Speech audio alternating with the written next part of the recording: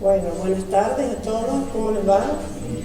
Mi nombre es Laura Stenbeke, yo soy especialista en nefrología, trabajo en el Hospital Misericordia y además soy docente de la Cátedra de Fármacos de la Universidad Nacional y de la Universidad Católica. Bueno, espero que no se aburran porque siempre el riñón es como complicado, ¿no?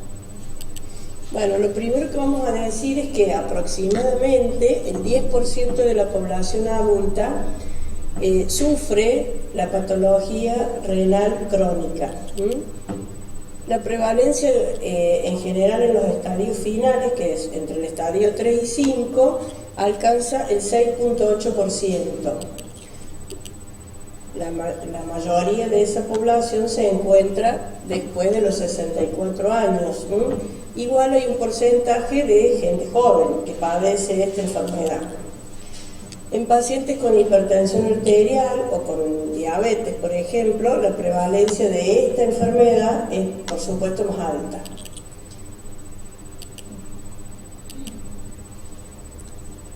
Bueno, el deterioro de la función renal afecta no solo a todo el funcionamiento del riñón, sino que en cuanto a los fármacos afecta a la seguridad del fármaco y a la eficacia del mismo. Por eso es que cuando tenemos esta enfermedad hay que hacer algunas correcciones. El deterioro de la función renal es progresivo en la gente de mayor edad, o sea, en los ancianos, y por supuesto a estos hay que considerarlos siempre con algún grado de enfermedad renal. El ajuste de la dosis,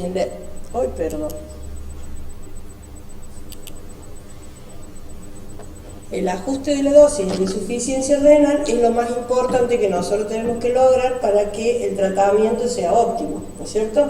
Y sobre todo también para evitar los efectos adversos de los fármacos, que si se acumulan, en algunos casos, la toxicidad es grave. Bueno, primero vamos a definir qué es la enfermedad renal crónica, la definición. Bueno, yo les puse después ahí para que hagan la búsqueda si quieren, de dónde saqué la definición. La definición de enfermedad renal crónica es la disminución de la función renal, está expresada a través del filtrado glomerular por inferior a 60 mililitros minuto. También se considera daño renal a la presencia de algunas situaciones patológicas como son la proteinuria, la hematuria, persistente durante por lo menos 3 meses. Esos son signos de que el riñón esté enfermo, porque yo, como les digo siempre a mis residentes en el Hospital Misericordia, que los sedimentos de orina hablan, hay que escucharlos, nada más.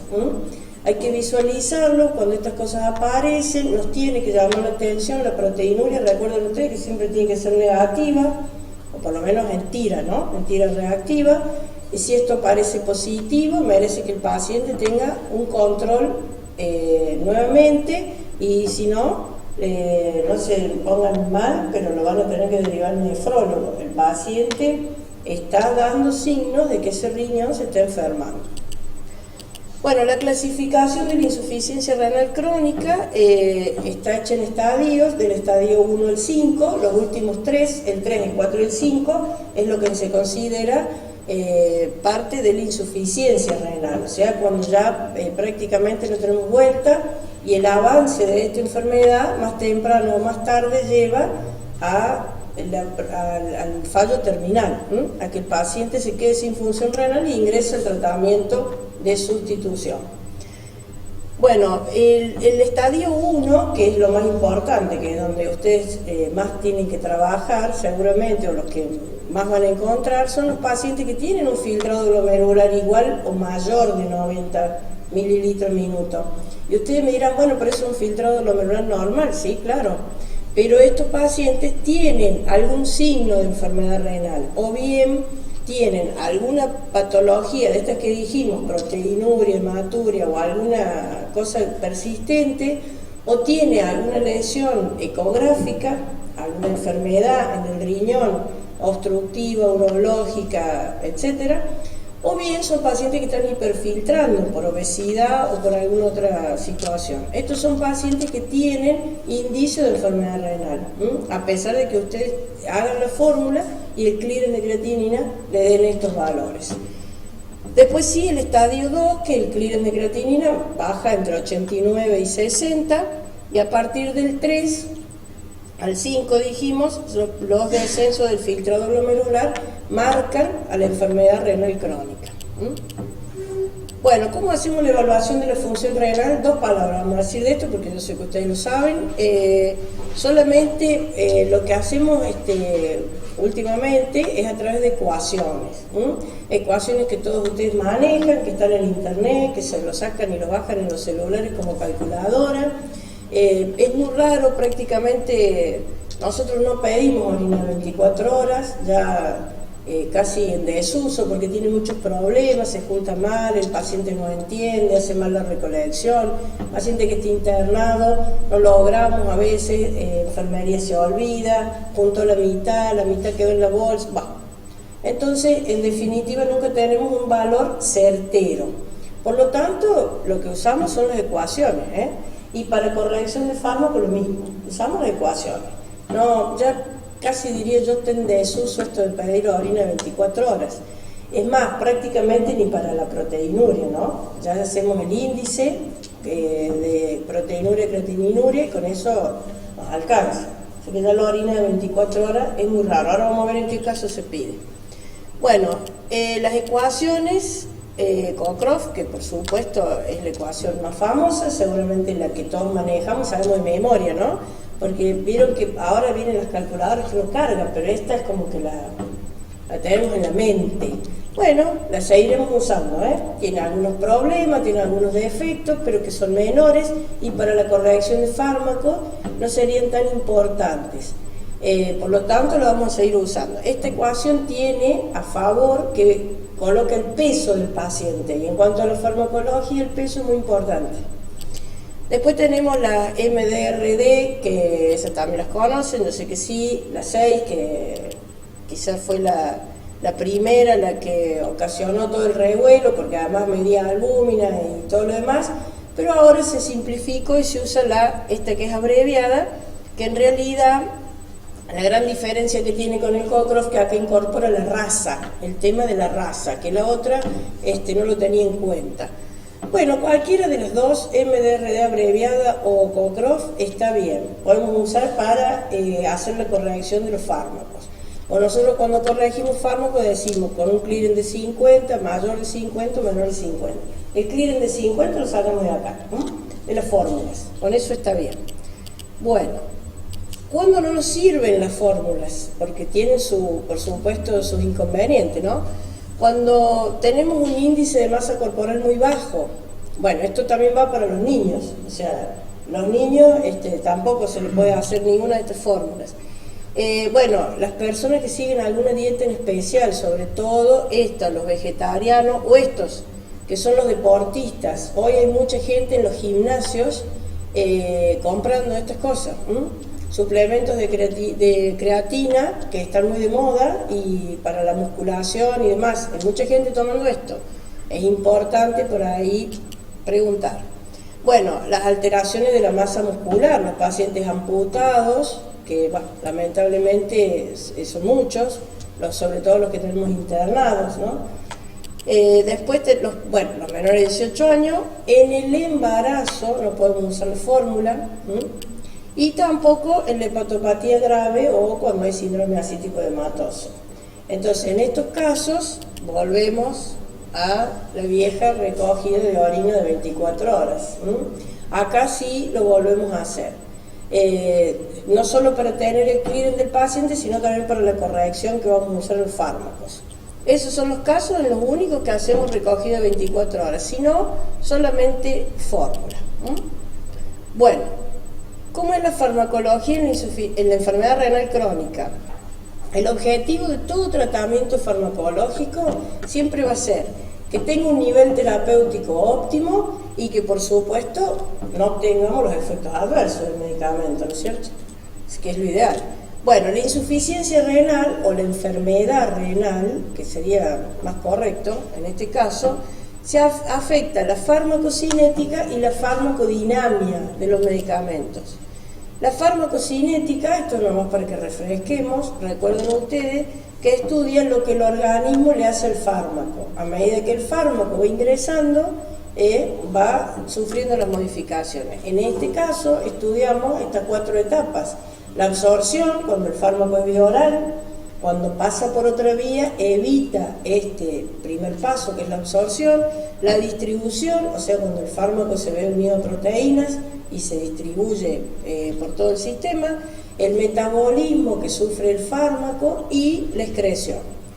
Les recuerdo también que muchos fármacos que tienen absorción, o sea, que son para la vía oral, cuando pasan la mucosa digestiva, son recogidos por la vena porta y a través de allí hacen un primer paso por el hígado, lo que se llama metabolismo de primer paso. Para algunos fármacos ese metabolismo de primer paso es trascendental. ¿Por qué? Porque en ese momento pasan de fármacos inactivos a activos. Por ejemplo, el enalapril. El enalapril es uno de los fármacos que usamos tanto, que queremos tanto, que necesita convertirse en enalaprilato, que es su principio activo. Entonces requiere de este metabolismo de primer paso, es importante. Bueno, y ustedes vieron que en los prospectos muchas veces de los medicamentos viene discriminado eso y viene explicado. Alto metabolismo de primer paso, bajo metabolismo de primer paso, eso viene detallado. Solamente para los fármacos que que son por vía oral. Todos los demás evitan el primer paso. Todas las demás vías, bueno, excepto la rectal que alcanza algo del primer paso, todas las demás lo evitan. Bueno, con respecto a la absorción, en esta enfermedad, que es la enfermedad renal crónica, lo que más se ve afectado es la absorción que se logra en el intestino delgado. Esto se ve afectado y los que se absorben en el estómago, que son los que vienen sin cobertura, los fármacos que no vienen recubiertos, que obviamente la primera absorción la hacen a nivel de estómago. Estos se ven alterados porque el pH del estómago se ve alterado en los enfermos renales crónicos. Entonces, muchas veces la absorción del fármaco no es la que esperamos y obviamente tampoco va a ser el resultado.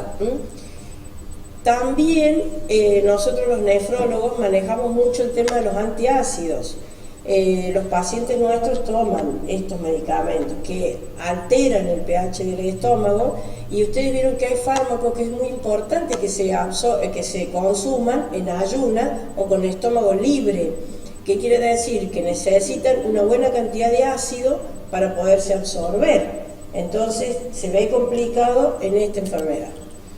Bueno, y la neuropatía que suele haber del sistema autónomo, sobre todo en los pacientes diabéticos, ¿no? Que es donde más se ve. Que en ellos también la absorción se ve resentida y alterada. Bueno, esto se simplificaría en nuestros pacientes usando la vía parenteral. O sea, evitándole la vía oral y usando la vía parenteral. Con esto pasaríamos esta traba. Y la otra es la vía sublingual, que muchas veces uno no la tiene en cuenta. Yo siempre digo, y molesto a los visitadores médicos para ver si alguno me genera la furosemida sublingual, que no viene, que sería la verdad una gran solución. Porque la vía oral a veces los pacientes que tienen la nefropatía diabética, que están muy edematizados, que tienen la enfermedad muy avanzada, cuesta mucho que la furosemida actúe como uno espera. Entonces, ¿qué hacemos? Los internamos para hacerle la furosemida endovenosa. El paciente mejora, se va mucho mejor a la casa, 15 o 20 días lo volvemos a internar y así hasta que el filtrado glomerular baja lo suficiente para que ingrese al tratamiento de sustituto. Eso se simplificaría si tuviéramos la furosemida en la vía sublingual, pero no existe por ahora. Bueno. La otra cosa que se hace, que se altera en estos pacientes, es la distribución. Ustedes recuerden que la distribución de los fármacos se hace a través de la unión a proteínas. Los fármacos que son hidrosolubles son los que más fuertemente se unen y son los que tienen un bajo volumen de distribución. Y los otros, los liposolubles, son los que tienen un elevado volumen de distribución. la distribución se afecta con la disminución de la albúmina. En general, no todos nuestros pacientes tienen disminución de albúmina, pero bueno, volviendo siempre al mismo cobre de la nefropatía diabética, obviamente esos casos sí. Bueno, la presencia de edemas y ascitis y por supuesto la obesidad, que la obesidad también es un factor importante en el diagnóstico de enfermedad renal crónica, así que bueno, nosotros vemos muchos de estos pacientes. Bueno, el metabolismo en general no se altera. Ustedes saben que el 90% del metabolismo de los fármacos es hepático, por lo tanto no tiene alteración. Lo que sí, claro, por supuesto, la excreción de los fármacos, que es lo que más vamos a tener alterado. Hay fármacos que tienen excreción y metabolismo renal. Aquellos que tienen metabolismo renal, obviamente, también se ven alterados. Pero en general la excreción, que digamos lo que más comanda el riñón, ustedes saben que el 90% de los fármacos se excretan por esta vía, solo el 10% por la vía biliar o por el resto. La vía renal es la más importante, que se hace a través de estos tres sistemas, por filtración glomerular, secreción tubular o reabsorción tubular. Por supuesto, se ven afectadas las tres. Y la vida media del fármaco se ve aumentada. Bueno. La farmacodinamia, que estudiaba lo que la droga le hace al organismo, recordábamos que nosotros veíamos droga, fármaco, que en realidad para la terminología está mejor dicho, fármaco, los receptores donde estos actúan y los efectos que producen al unirse. Eso veíamos cuando estudiábamos farmacodinamia. Bueno, las drogas en esta enfermedad, algunas de ellas por mecanismos bastante complejos que se relacionan con la uremia o a veces con la acidosis que tienen nuestros pacientes, producen una disminución de la sensibilidad tisular.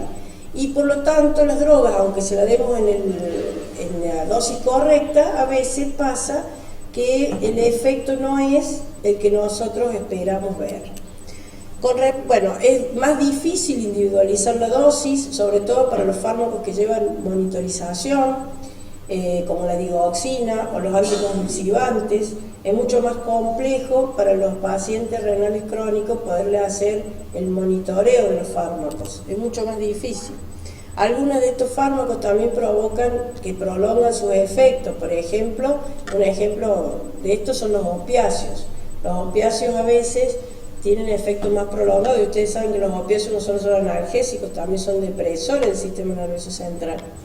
Y eso a veces hace que estos pacientes tengan más efectos adversos más rápidos con morfina que quizá los otros. Bueno, y con respecto a los receptores puede haber un cambio en el número o también un cambio en la morfología o en la sensibilidad que tiene el receptor para recibir y para unirse con el fármaco.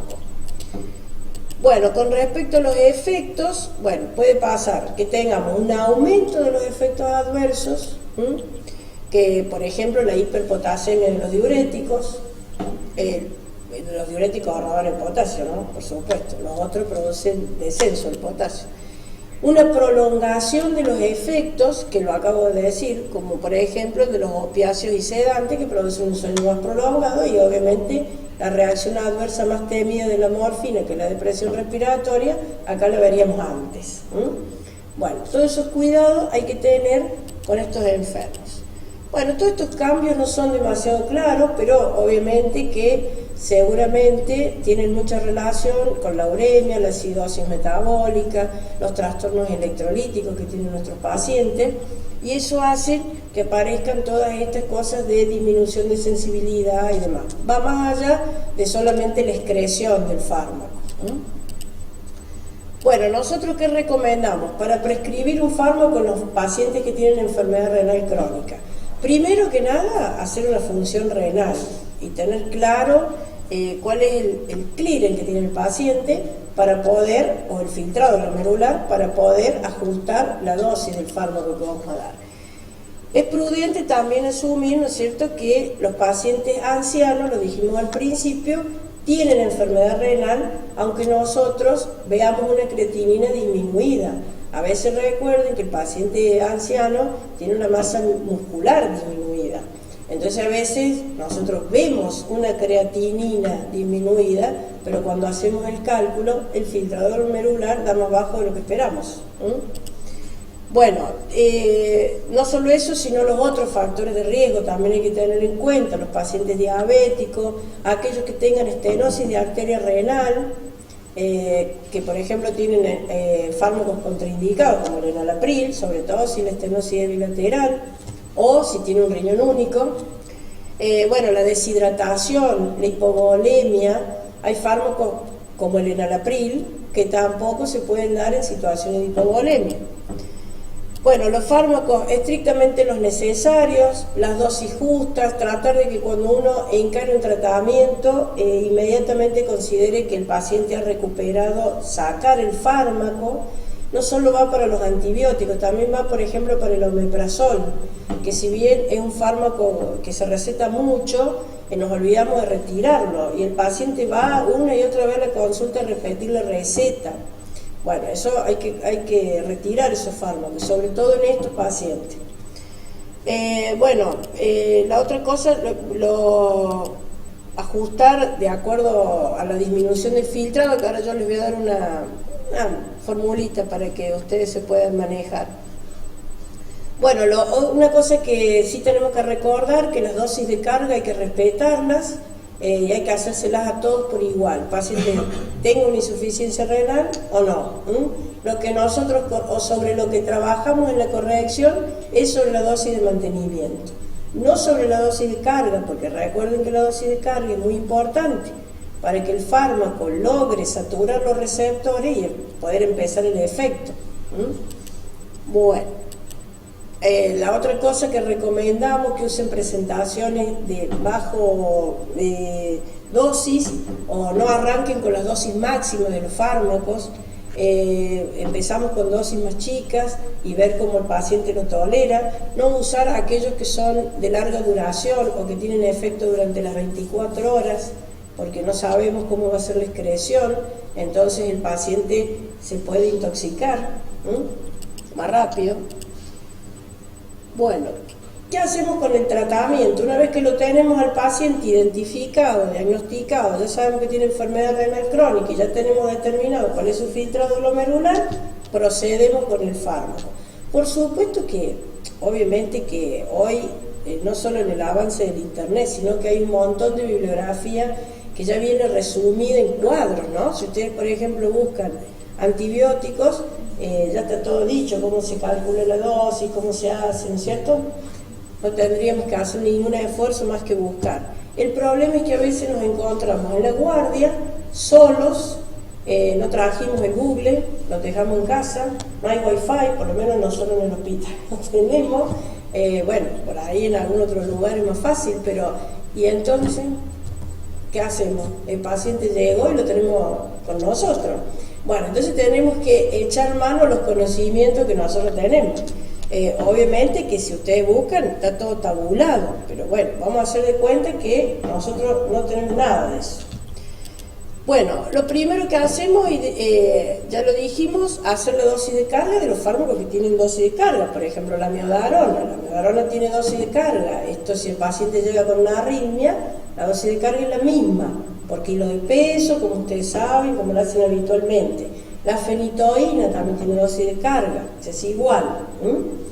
Bueno, una vez que determinamos eso, vamos a verificar si el paciente tiene depleción de volumen, por ejemplo, viene deshidratado, o si tiene edemas. Entonces, a ese paciente le vamos a reducir la dosis un 25%, la dosis de carga. Es en el único caso en el cual la dosis de carga se modifica, cuando el paciente viene deshidratado o tiene edema, que a veces pasa, ¿no? La nefropatía diabética y demás, tiene todo esto, la insuficiencia cardíaca, también son pacientes que son complejos, no tienen una patología, tienen varias.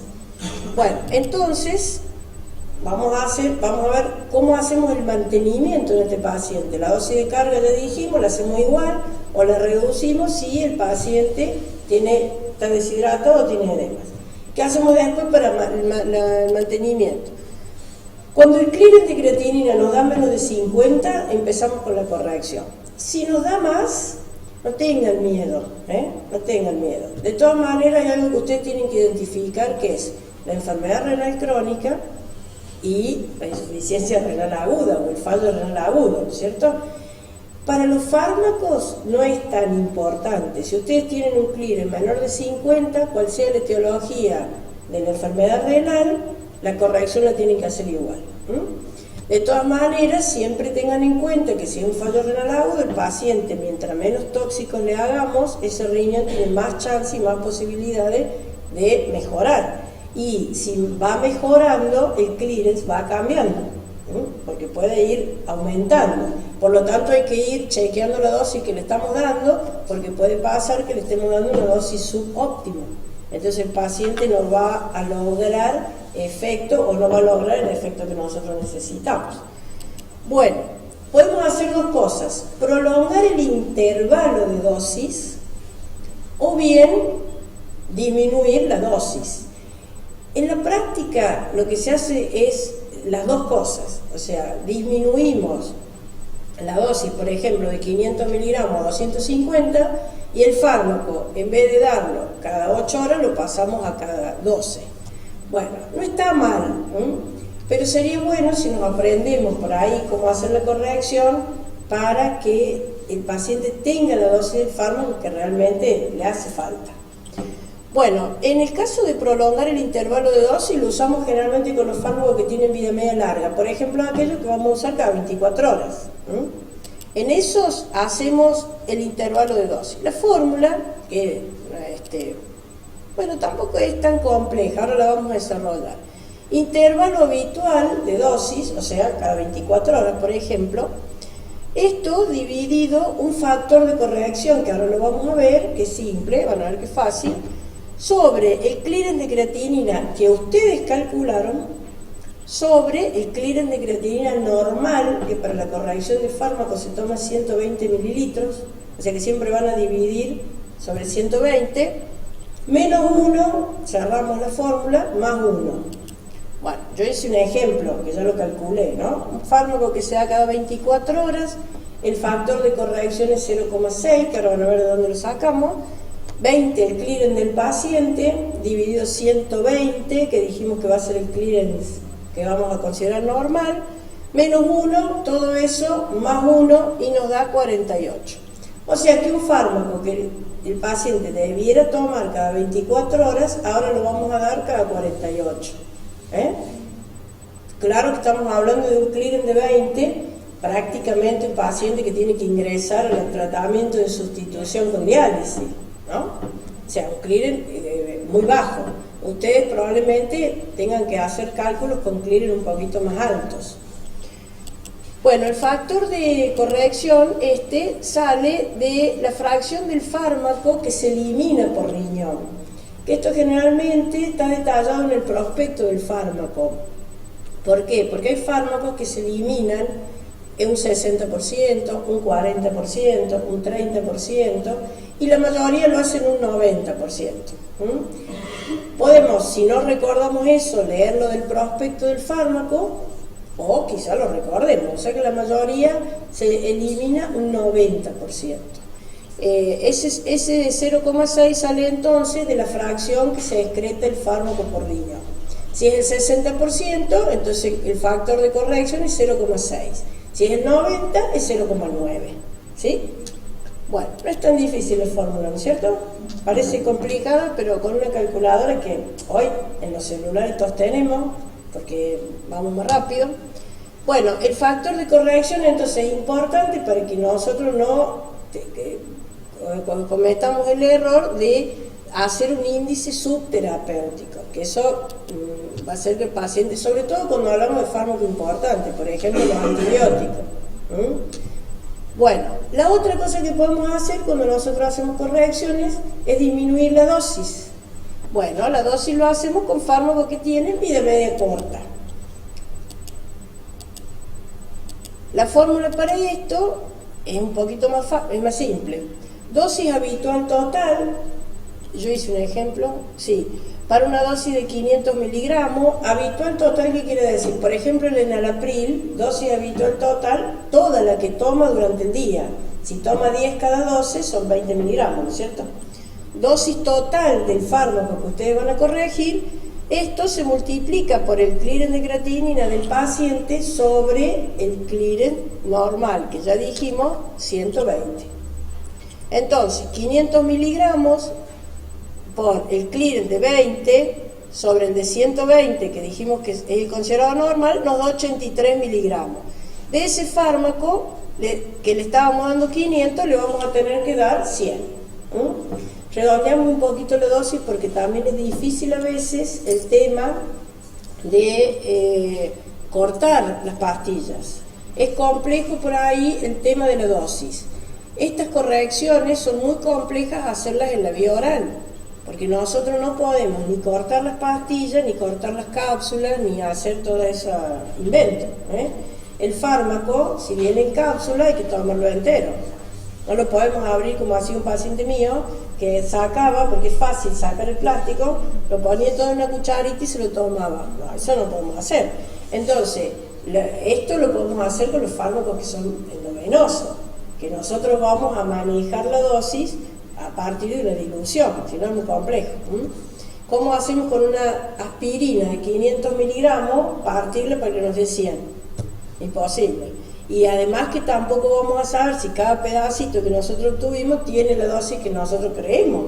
Entonces, esto es, las correcciones siempre se hacen sobre fármacos que son endovenosos. Todos los demás no se puede. Como siempre yo le digo a los alumnos, perdónenme porque ustedes son colegas, realmente sé que esto lo saben, pero siempre le digo a los alumnos, no quiero pasar por alguna guardia del hospital y encontrarlos tomándose un Reliveran, o tomándose una Buscapina, o tomándose una ampolla, digo, ¿no? Porque el fármaco que viene liofilizado en la ampolla es para la vía endovenosa y o intramuscular, en algunos casos. No es para tomarlo, porque no tiene ningún sentido. Ese fármaco viene preparado de manera hidrosoluble para ingresar a la circulación sistémica. No viene preparado para atravesar la barrera digestiva. ¿Sí? Bueno, entonces, esto por supuesto para los fármacos que usamos para la vía endovenosa, ¿verdad? Bueno, los efectos de la diálisis. Ustedes saben que nuestros pacientes, finalmente, los que tienen enfermedad renal terminal, ingresan al tratamiento sustitutivo. Nosotros acá en Córdoba tenemos las dos diálisis, ¿no? Hemodiálisis y diálisis peritoneal, por cualquiera de los dos métodos. Tenemos que tener en cuenta que no todos los fármacos, porque por ahí el paciente se intoxica o se logra una dosis tóxica y es muy común que algunos de nuestros colegas quieran que la diálisis le remueva los fármacos que el paciente tiene ocasionándole este problema. No es tan fácil porque los fármacos tienen que cumplir algunos requisitos para que nosotros los podamos remover. Bueno, los fármacos que vienen altamente unidos a proteínas, por supuesto, imposible, porque la diálisis no remueve proteínas, si no sería un problema, ¿no es cierto? Bueno, entonces, los fármacos que nosotros consideramos dializables son aquellos que tienen un peso molecular muy pequeño, aquellos que son hidrosolubles o los que tienen unión a proteínas muy baja, porque si no es imposible removerlos con la diálisis. Muchas veces lo que sí logra la diálisis es corregir el efecto adverso provocado por el fármaco. Por ejemplo, la intoxicación por aspirina o por ácido acetilsalicílico, mejor dicho, provoca una acidosis grave. Que uno dice, bueno, pero estos pacientes sí se dializan, claro, para corregir la acidosis, no para remover la aspirina y la tomamos más. A veces en intento de suicidio, yo he visto pacientes que toman 20, 30 comprimidos de aspirina y bueno, luego tienen este efecto adverso de la aspirina que es la acidosis metabólica. En ese caso lo que hacemos es corregir el efecto adverso, no eliminar el fármaco, ¿no es cierto? Bueno, los fármacos que se eliminan por diálisis, algunos antibióticos, tengámoslos en cuenta, hay que hacer un refuerzo de dosis, que generalmente es el 30% de la dosis que venimos haciendo. Uno muy importante es la piperacilina tazobactam.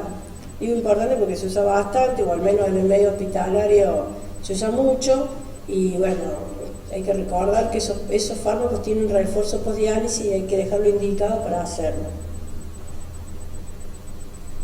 Bueno, los veo muy concentrados, como que está todo bien. ¿Alguna pregunta? ¿Necesitan hacer alguna aclaración? Bueno, yo de nuevo pido disculpas porque los trato como si fueran mis alumnos del grado, pero bueno, yo estoy acostumbrada a dar fármacos a los chicos, por eso, a los estudiantes, digo. Por eso que uno habla de esto de la cinética y la dinámica y demás. ¿Y los fármacos que serían podría ser listado, hay que saber? Sí, claro, sí, claro. Vos, mirá, por ejemplo, el librito de Infecto, a ver si hay una duda, porque el Alzheimer, el Sanford, muy bien, el Sanford, claro, está todo escrito, digamos. Bueno, las dosis han sido calculadas, hay revistas de nefrología en donde están todos los cálculos. Las dosis han sido todas calculadas por peso. Viste que dice 15 miligramos, kilos, bueno, todo calculado por peso. Por eso que yo dije al principio que es ideal para hacer el índice del filtrado glomerular el Cochrane, porque es la única que incorpora el peso del paciente. Pero eso está todo calculado. Esto, en realidad, la idea de esto, de dar esta charla, son dos. Una, que tengamos en cuenta que evitar los efectos adversos del fármaco, evitar que el paciente se intoxique con el fármaco en los pacientes que tienen enfermedad renal crónica. Y la otra es tener a mano alguna solución para cuando uno está de guardia, que en definitiva es cuando le surgen todas estas dudas y a veces no tiene el internet a mano, o no trajo el Sanford, o se olvidó el apunte, y bueno, entonces tener algún método para lograr hacer una corrección y una buena indicación de un fármaco, sobre todo para la urgencia, ¿sí? Bueno, chicos.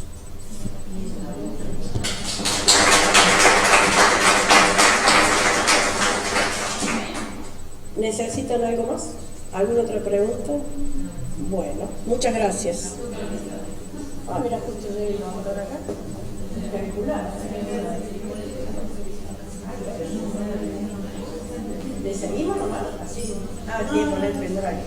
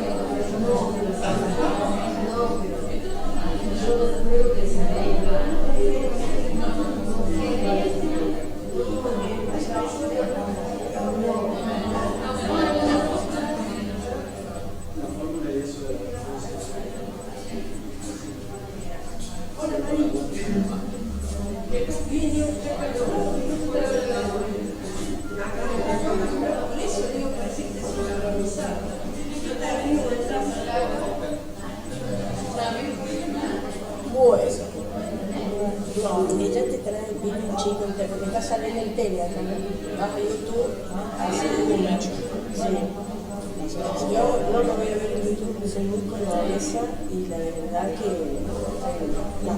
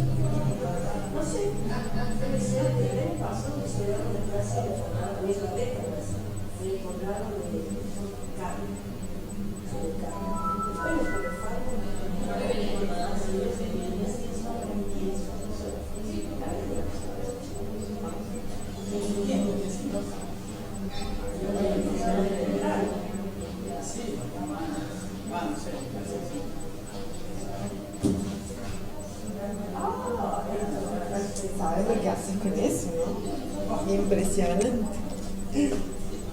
No, fue de chiste, ahora como te... Uy, espero que Mañana con la sí, familia. ya me pasa.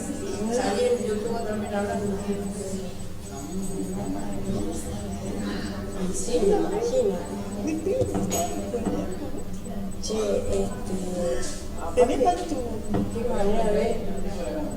No, pendrive. ¿Qué manera de... Si no, yo tengo el mío, lo pasas ahí. ¿Qué manera de... ¿Por qué tanto No, ya pues se generó todo un rato. Sí, ¿no te crees que tanto habrá dicho y vacante en casi todos los programas? No, pero digo, nefrólogos que hacen medicina interna o medicina interna que hacen... También hay muchos. Hola, Bueno, espero que me haya servido, que traté de hacer un poquito porque... sí, quería hablar de una falta de nada. Porque yo era nefrólogo y...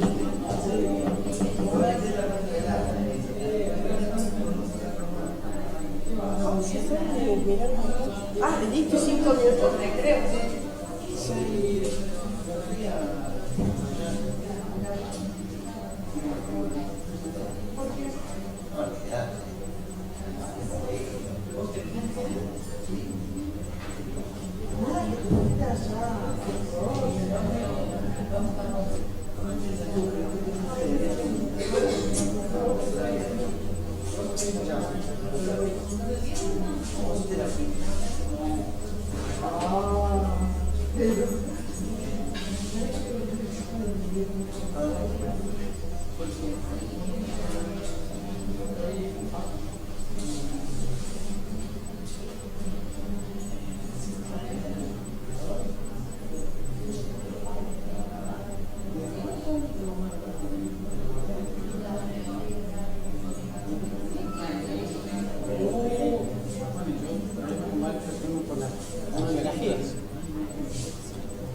No entiende nada.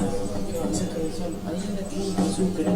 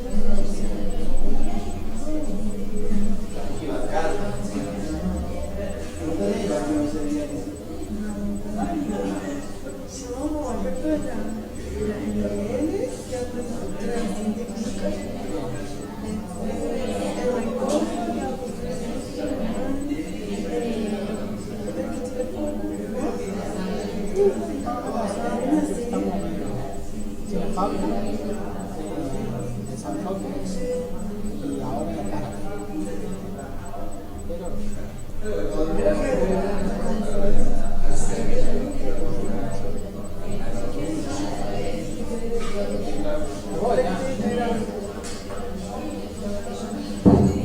¿Esto lo enchufo nomás?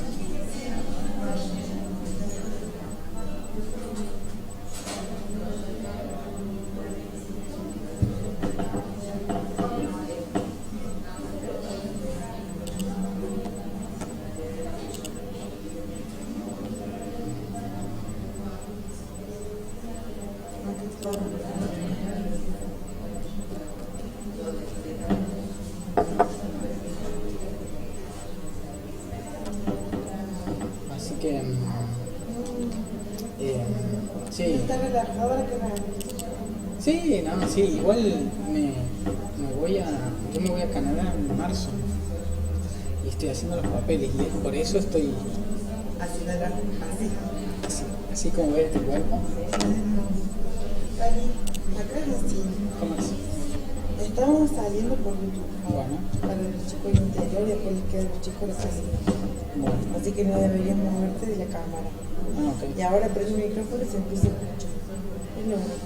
Ellos dicen que prefieren que use como puntero esto mouse. porque el otro no sale en el canal y ellos necesitan ver qué es lo que cada uno marca. Perfecto. Así como quieran. Cuando vos pidas, cargamos. Bueno, buenas tardes.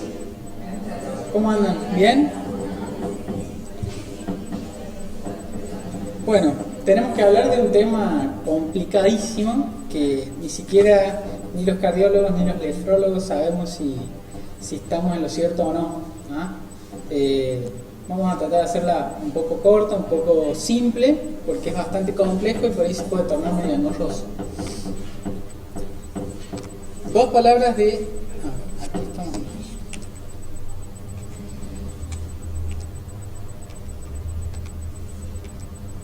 Voy a tener que poner mi combo. Voy a tener que poner mi combo porque no se ve bien. ¿Se puede? Sí, no, que está... no se ven los cosos.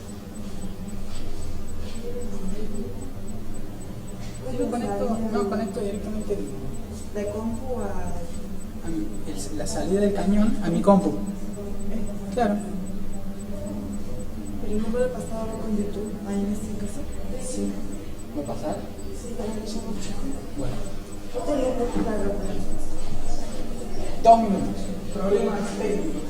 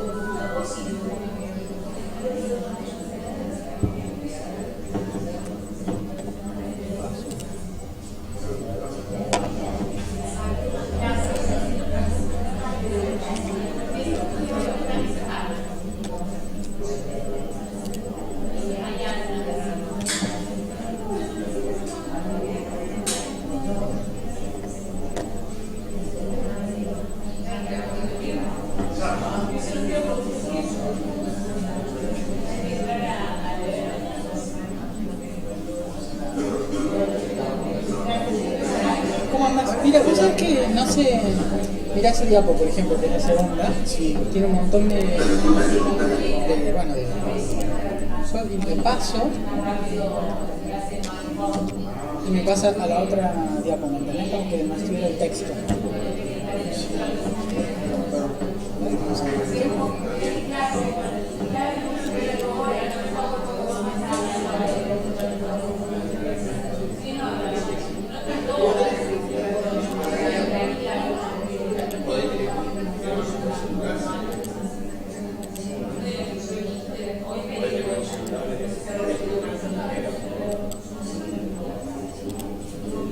¿En todas? ¿Entonces lo mismo? Sí.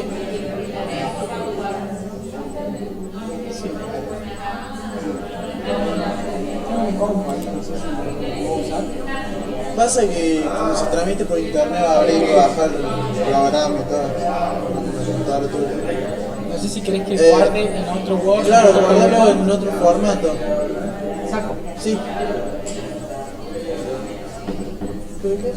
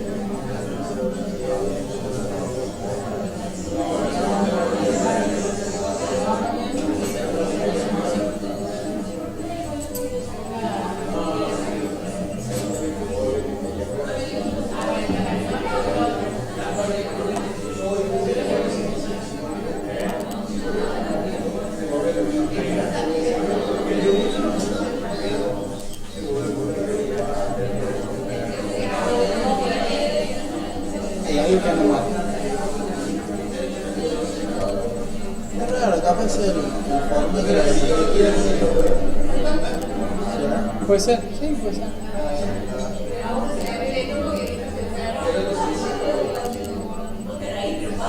Bueno.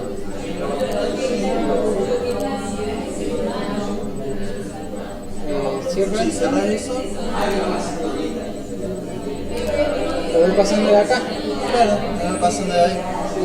Dame un segundo que lo puedo subir.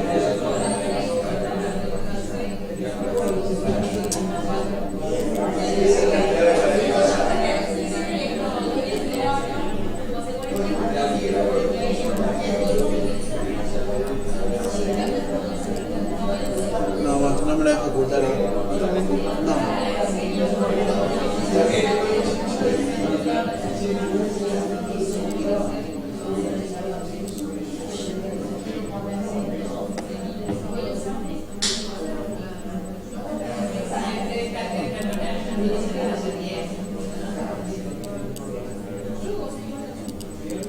Bueno, listo.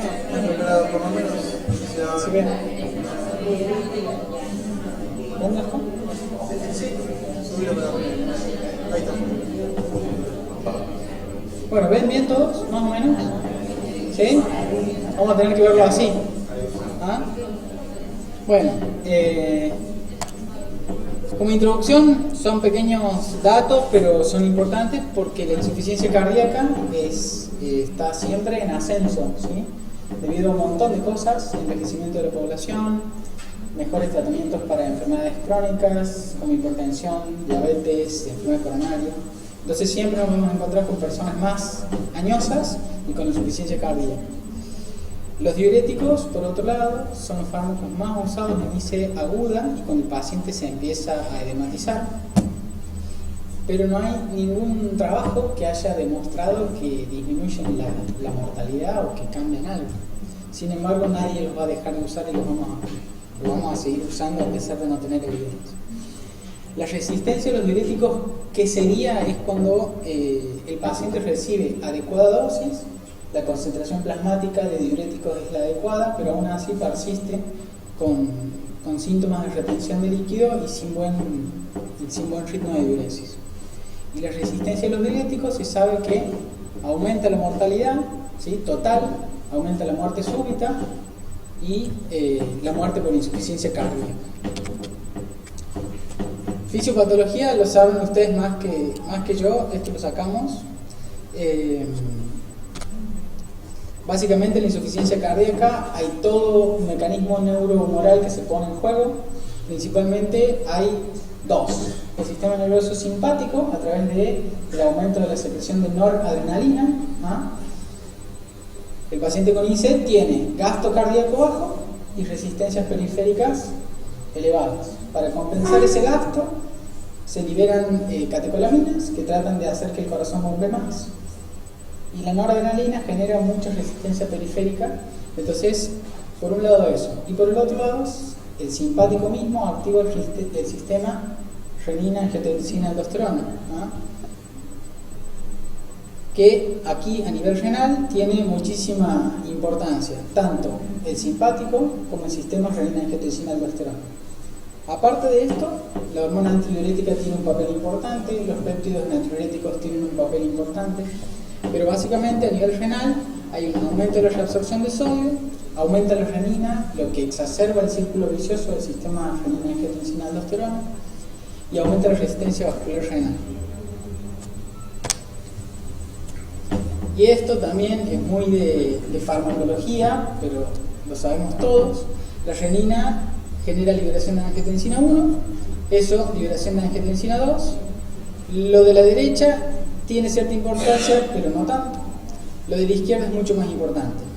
La angiotensina 2 tiene los receptores AT1, que son los más importantes, que tienen un montón de funciones, principalmente vasoconstricción, aumento de la resistencia vascular periférica, y cuando vayamos al riñón ya vamos a ver a dónde actúa la angiotensina 2. Genera hipertrofia y proliferación del vaso, y genera aumento de noradrenalina, genera sed, ¿sí?, retención de sodio, genera un desbalance acá entre lo que es los factores protrombóticos y antitrombóticos, ¿sí?, a favor de la trombosis, y tiene efectos de oxidación que generan inflamación y mala respuesta del endotelio a las agresiones, ¿sí? Y por otro lado, la angiotensina 3 termina yendo a la glándula suprarrenal, y la glándula suprarrenal libera aldosterona, ¿sí?, que a nivel del corazón todos sabemos que produce fibrosis y que uno tiene que dar antialdosterónicos para evitar el remodelado. Y a nivel renal genera retención de sodio y obviamente retención de agua.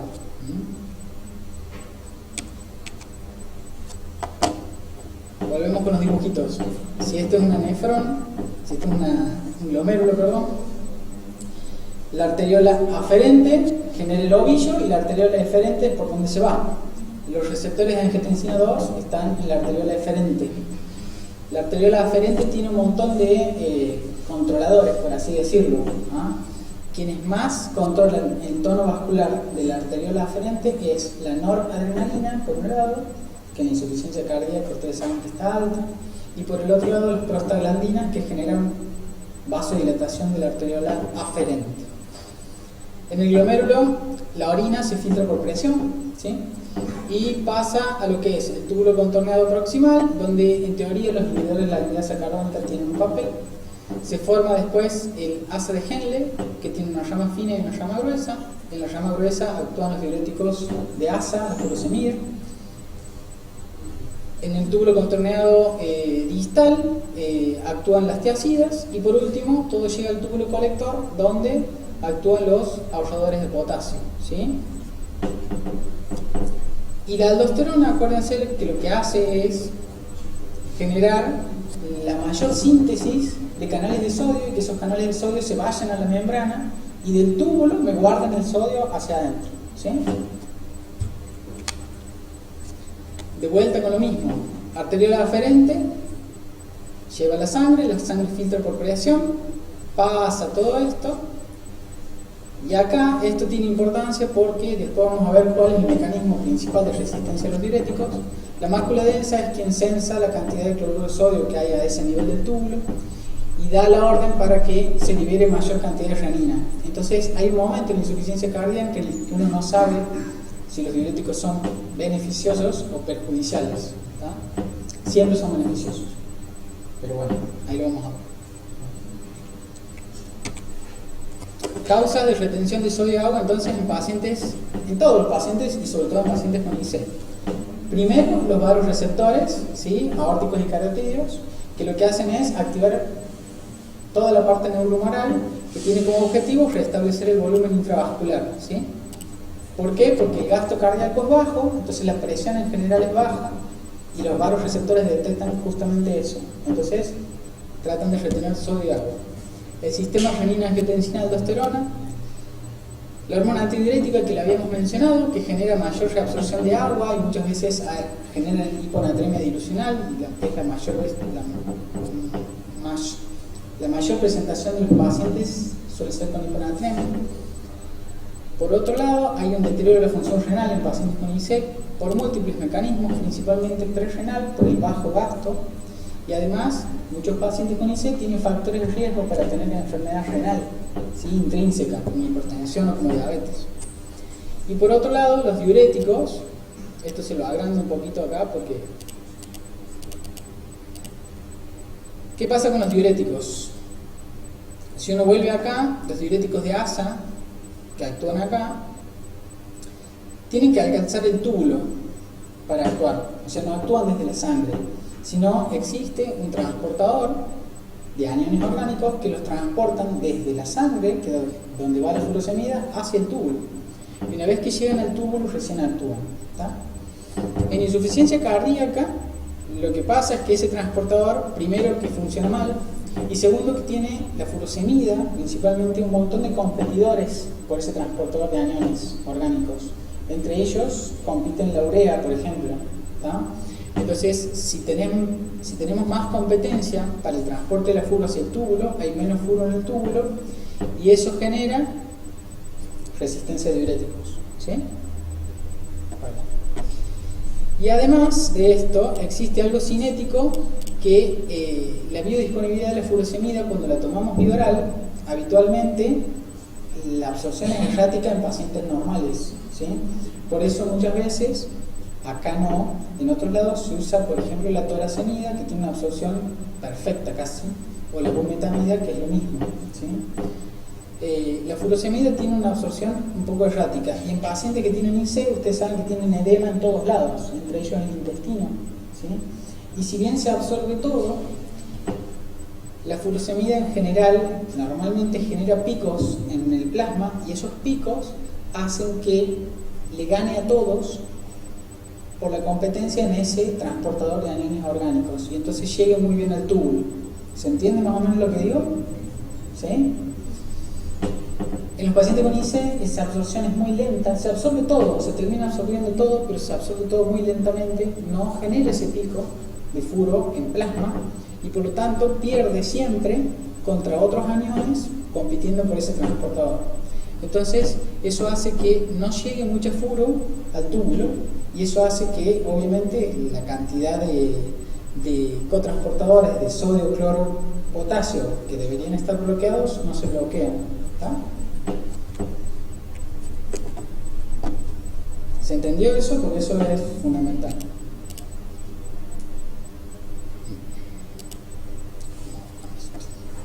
Lo sacamos un ratito de esto.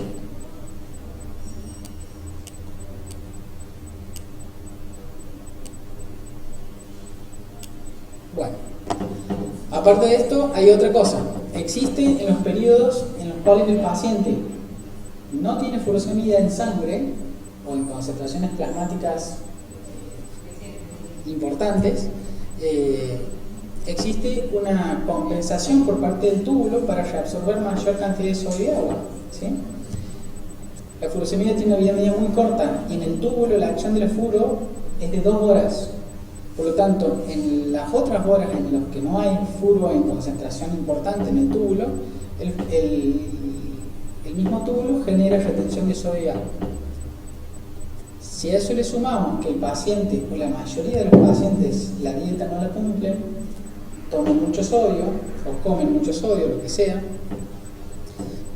generan mayor entrada de sodio y la furosemida, al actuar menos, no genera tanta eliminación de sodio, entonces se van sobrecargando de a poco. Y por último, si el paciente crónicamente vive con diuréticos, las células del túbulo renal se hipertrofian y hiperplasian y hay mayor concentración de esos cotransportadores, sobre todo a nivel del túbulo distal, y hay mayor retención de sodio. ¿Estamos hasta acá? Esos son los principales mecanismos por los cuales los pacientes en general dejan de responder. Y esto era un grafiquito que iba después, que explica bien cuál es el mecanismo y qué es lo que pasa. Tenemos absorción reducida de los diuréticos de asa por edema del intestino, ¿sí? Que la absorción siempre es completa, pero el tema es el pico plasmático, ¿sí? En esta charla no metamos el gasto cardíaco bajo, estamos hablando a nivel renal, porque muchos pacientes con fracción de eyección reducida también dependen mucho de la bomba para que la bomba, digamos, el corazón, le genere presión al glomérulo para que el glomérulo pueda filtrar, ¿sí? Los inotrópicos, todo el tratamiento de la insuficiencia cardíaca en sí, forma parte de otro capítulo, pero en teoría, acá estamos considerando que el corazón medianamente le ofrece buena sangre al riñón. Existe cierta reabsorción proximal de sodio. Ustedes saben que en el túbulo proximal se reabsorbe entre el 65 y el 70% de todo el sodio que el riñón va a reabsorber. Este transportador de ácidos orgánicos en insuficiencia cardíaca funciona mal y encima tiene competencia, que es la urea, la principal competencia de la furosemida. Si el paciente tiene un síndrome nefrótico o tiene algún daño intrínseco renal por lo cual pierde albúmina, la albúmina se lleva a la furo, ¿sí? Se une a la furo y se le lleva, porque la furo en la sangre circula con la albúmina, ¿está? Y si la furo pasa, si la albúmina, perdón, por algún mecanismo o daño glomerular pasa al túbulo, la poca furosemida que hay en el túbulo se une a la albúmina y se va por la orina, ¿está? Y existe acá, que es uno de los problemas principales, la hipertrofia y la hiperplasia del epitelio renal tubular, que genera mayor reabsorción de sodio. Entonces como que bypassea el efecto de la furosemida, ¿sí? Bueno, esto es más de lo que venimos hablando. El uso de diuréticos genera activación neurohumoral. ¿Por qué? Porque disminuye el volumen plasmático, entonces esos vasoreceptores se activan. Eso genera muchas veces caída del flujo renal, con disminución de la perfusión renal y por último alteración de la función renal. Eso genera resistencia a los diuréticos, aumento de la mortalidad. ¿Qué hago? Le aumento más los diuréticos. Y es un círculo vicioso. Lo mismo, pero dicho con otras palabras, ¿sí? Genera activación humoral con aumento de la renina y todo lo que sabemos, aumento de la hormona antidiurética y reabsorción de agua en las últimas porciones, ¿sí? Por eso puede producir hiponatremia. Y por otro lado, genera alteraciones hemodinámicas con caída del flujo plasmático renal y reabsorción proximal de fluidos. ¿Estamos hasta acá? ¿Sí? Todo es muy bonito mientras la fisiopatología nos ayuda. Ahora vamos a ver qué tenemos de evidencia. En teoría, los diuréticos de ASA tienen recomendación 1B, las teacidas 2A y dosis baja de dopamina 2A en las guías americanas, y los europeos lo único que avalan hasta ahora acá es la furosemida como 1 y las tiacidas o la espironolactona para pacientes resistentes como indicación 2B. De la dopamina ni hablan, ¿sí? Repito, esto no es dopamina como inotrópico, ¿sí? Solamente dopamina a dosis diurética. ¿Todos tienen claro el gráfico este? ¿Más o menos? ¿Un poquito? Bueno, esto habla de el estado clínico del paciente con insuficiencia cardíaca. Para acá está en esta zona, perdón, está lo que es la perfusión periférica, lo que habla de mala entrega de sangre por parte del corazón hacia los tejidos, ¿sí? Esto es perfusión buena y esto es mala perfusión, ¿sí? Y acá, en este lado, tenemos lo que es si presenta síntomas retrógrados, ¿ah? Hacia atrás. Estos pacientes están más bien secos y estos pacientes están más bien congestivos o húmedos. Esto es una persona normal. El blanco sería el normal, ¿sí? Caliente y seco. Esto es caliente y húmedo, el famoso edema agudo de pulmón. Esto es frío y seco, ese paciente hay que darle volumen. Y esto es frío y húmedo, paciente que habitualmente con shock cardíaco. ¿Y esto es fácilmente aplicable a los pacientes o qué opinan? ¿Se puede aplicar fácilmente a los pacientes? ¿Sí? Bueno. Hacer más o menos un tema con respecto a la tensión arterial, la filtración, es bastante rápido. Bien. ¿Cómo evaluarías el estado general para ver el patrón hemodinámico que tiene? Y con la tensión arterial, después el pulso, la parte periférica y la filtración a nivel pulmonar y lo veremos. Perfecto. Este paciente, fíjense, ¿qué le ven? ¿Ah? Está recontra hematizado, tiene rales hasta acá. Le pusimos una vía central y tiene PVC de 0. ¿Ah? Dijimos, no puede ser. La mayoría de los pacientes debería tener PVC alto. Le pusimos un Swan-Ganz y tiene wedge de 5. Está recontra seco en el intravascular y totalmente hematizado en el intersticial. Entonces, estos son los pacientes que mayor problema nos traen. El paciente que estuvo 30 días en UTI, traqueostomizado, lo bajan al piso y tiene ese estado. Entonces, estos pacientes muchas veces... ¿Se puede relacionar con el tema con el proteínismo, con la albúmina? Tal cual, sí, en parte sí. Por ahí tienen albúminas hasta casi normales, algunos, y aparte el aporte de la albúmina no ha resuelto hasta ahora nada, salvo el síndrome hepatorrenal. El resto... Pero esto es para que veamos que no es tan fácil abordar un paciente, ¿no? Y que de lo que hablemos acá todavía quedan ver un montón de otras cosas. ¿Qué podemos hacer con la resistencia a los diuréticos? Ya sabemos más o menos por qué se produce, cómo la definimos. Entonces, ¿qué podemos hacer?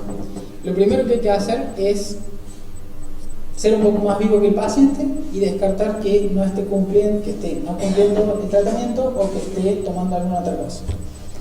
Primero que nada, que cumple la dieta, ¿sí? Es recontra remil importante en pacientes con ICE que cumplen la dieta hiposódica. Porque por más que le demos dosis muy altas de furo o de tiacidas o de lo que sea, los pacientes muchas veces comen mucho sodio y eso es deleterio, ¿no?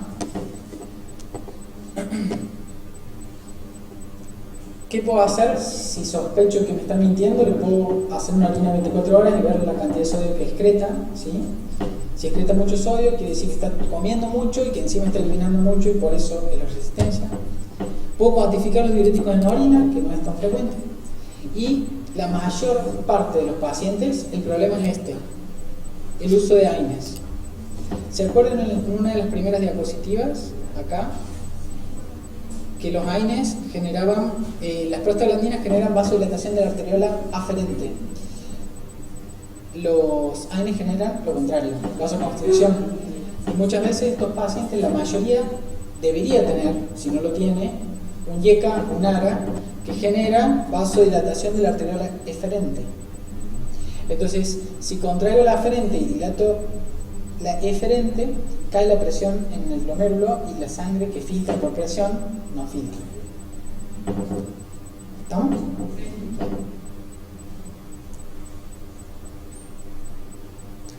Después, si he descartado eso, lo que tengo que hacer es un ajuste de dosis. Puedo aumentar el furo vía oral, ¿sí? O obviamente internarlo y hacérselo endovenoso, ¿sí? ¿Qué hay de esto? Bolos versus infusión continua. ¿Hay diferencia? Ya lo vamos a ver. Casi nada. Y lo otro que puedo hacer es rotar a torasemida, ¿sí?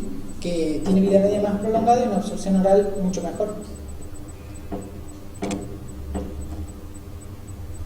Este es el estudio DOSE, que es el estudio que para nosotros es el que más nos ha aclarado un poco las aguas, que en realidad es lo mismo. Hacer bolos o hacer infusión continua es lo mismo, ¿sí? Y hacer dosis altas versus hacer dosis bajas es lo mismo. Las dosis altas alivian un poquito más rápido la disnea y lleva riesgo de un poquito más de insuficiencia renal. El resto es todo lo mismo. Esto no es en pacientes con resistencia a los diuréticos, esto es en pacientes normales. No hay estudios en pacientes con resistencia a diuréticos.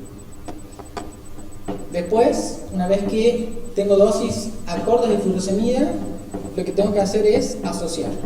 Espironolactona, en general los pacientes que tienen fracción de eyección baja, la tienen que tener, sí o sí, por la fracción de eyección baja.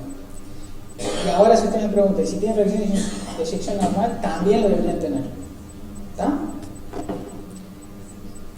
Si tiene insuficiencia renal importante, el paciente no debería recibir espironolactona por riesgo de hiperpotasemia y hipoaldosteronismo y hiporrenismo. Las tiacidas es la primera cosa que hacemos cuando el paciente no nos responde a dosis importantes de furo, ¿sí? La asociación de tiacidas, primero, ¿se acuerdan que les dije que el problemita de los diuréticos y de la compensación de retención de sodio estaba por acá? Bueno, ahí actúan las tiacidas. Entonces lo primero que tengo que hacer es poner una tiacida. Sin sacarle furo. No, sin sacarle furo, es ir escalonando todo. Y una vez que puse la tiacida, sé que el paciente ya tiene un peor pronóstico que si no las tuviese, ¿sí? Acetilsalamida y manitol no tienen evidencia, ¿sí? Y el tolvaptán, que es un acuarético, en pacientes con hiponatremia podría ser útil. Sin embargo, la evidencia que hay del Everest, del tolvaptán, es esta. Nada, ¿sí? No cambia ni la mortalidad cardiovascular ni la mortalidad por cualquier causa. ¿Qué más puedo hacer? Inotrópicos, lo que decíamos recién, solo para diuresis, no para sustituir la función de bomba. La dopamina 3 gamas es una opción, lo hacemos, lo seguimos haciendo y lo vamos a seguir haciendo. Y uno ve clínicamente que te responde. Paciente le hiciste furo, le haces bloqueo tubular total, o sea, diurético de asa, tiacida y espironolactona, y sigue sin responder. Antes de ponerle un catéter de doble luz, lo que hay que hacer es poner dopa a 3 gamas. Si la frecuencia cardíaca lo permite, ¿sí? Si no tiene arritmia ventricular.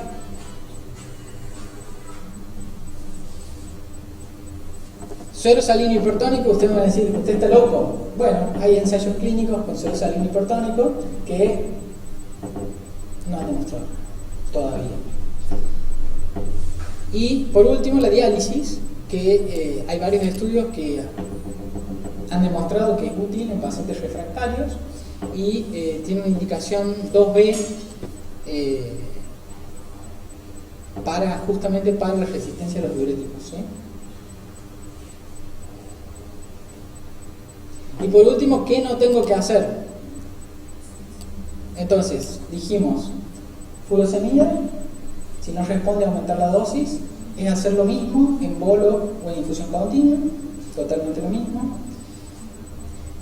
Si tengo, habitualmente nosotros usamos un límite de 200 miligramos de furosemida.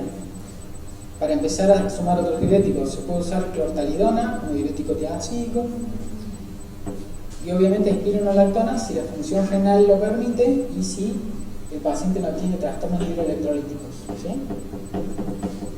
Si no responde a eso, dopamina 3 gamas.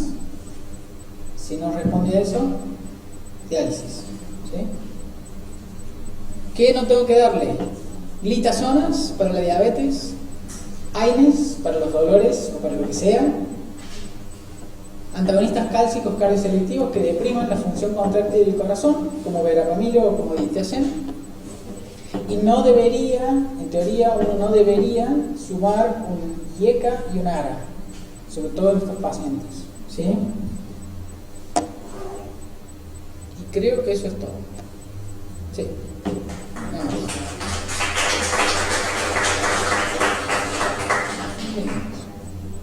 ¿Dudas? John. ¿Ah?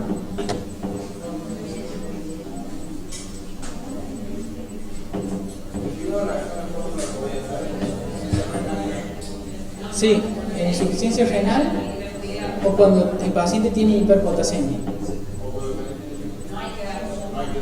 No la deberías dar.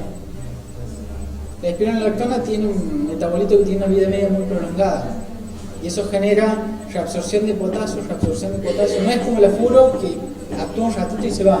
La espiro